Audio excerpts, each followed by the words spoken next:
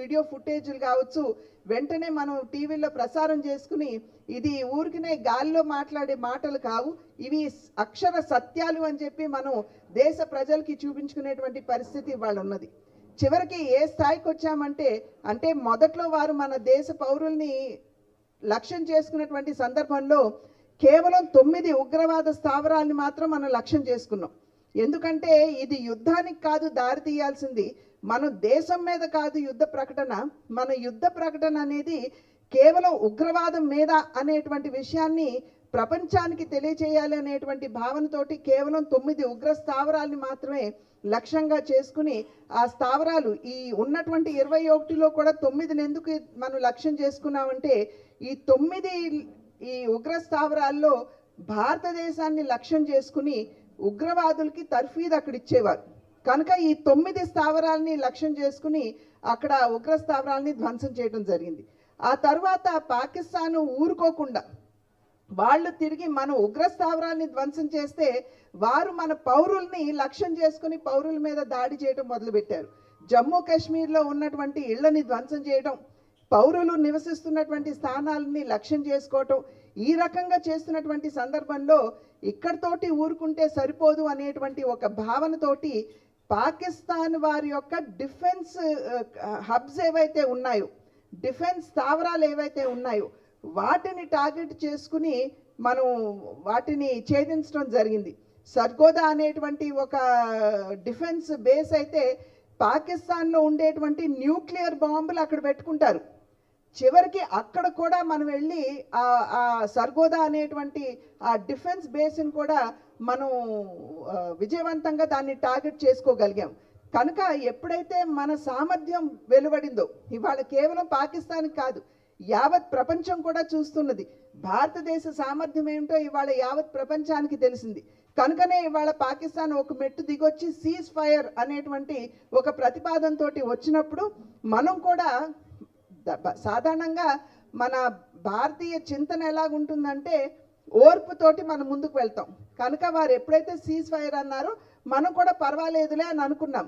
కానీ cease fire ప్రకటన తర్వాత కూడా ఇవాళ లైన్ ఆఫ్ కంట్రోల్ దాటి ఇవాళ వారు చేస్తున్నటువంటి అటాక్స్ ఏవైతే ఉన్నాయో దాన్ని మేము ఉపేక్షించేది లేదు అని చెప్పి నరేంద్ర మోడీ గారు గట్టిగా చెప్పడం జరిగింది.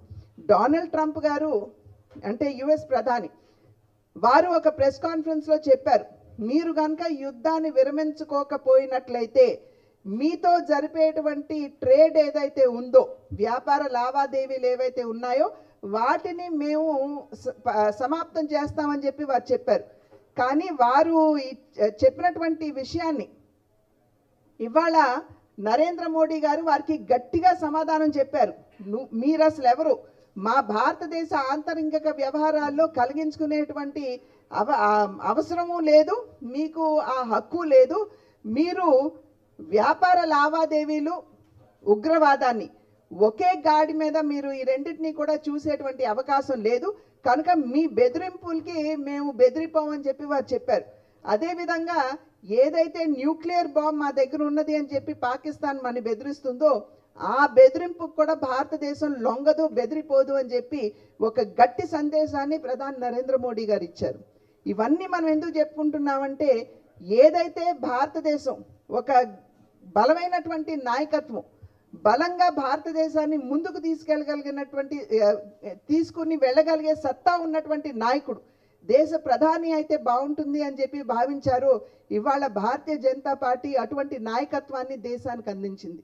అది మాత్రమే కాకుండా దేశంలో ఉన్నటువంటి పౌరులకి న్యాయం చేయాలి, దేశంలో ఉన్నటువంటి పేదలకి నిజమైన సంక్షేమాన్ని అందించాలి, దేశంలో ఉన్నటువంటి మహిళలకి నిజమైనటువంటి సాధికారతను అందించాలి.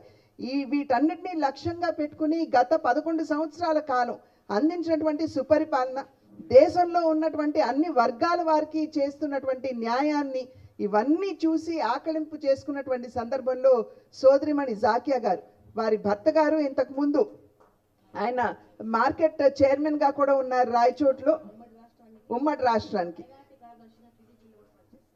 టీడీపీలో మైనార్టీ కార్యదర్శిగా చేశారు, తర్వాత మార్కెట్ యార్డ్ చైర్మన్గా చేశారు, జిల్లా పరిషత్ చైర్మన్గా ఉన్నారు, ఇప్పుడు వారు లేరు, పరంపదించారు. అయితే వారిది పరంపదించిన తర్వాత జాకియా గారు వైఎస్ఆర్సీపీలో వెళ్ళినటువంటి సందర్భంలో వారికి అదే లెజిస్లేటివ్ కౌన్సిల్లో వారికి సీట్ ఇవ్వటం మాత్రమే కాకుండా తర్వాత చైర్మన్ చేశారు.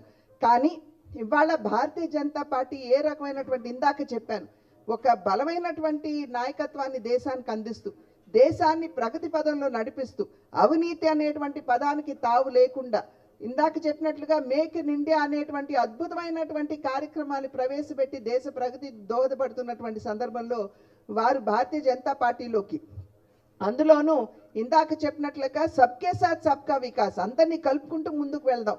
భారతీయ జనతా పార్టీ మతతత్వ పార్టీ అని చెప్పి విపక్ష నాయకులు మా మీద ఏమైనా విమర్శ చేయొచ్చేమో, కానీ ఎక్కడైనా సరే ఇళ్ళు ఇస్తే మేము మైనారిటీలకు ఇవ్వమని కానీ, జల్ జీవన్ మిషన్ కింద కుళాయిలు ఇస్తే మైనారిటీలకి ఇవ్వమని కానీ, లేదా వారికి ఏదన్నా ఉచితంగా బియ్యం ఏదైనా పేదలకి ఇస్తే అది మైనారిటీ పేదలకి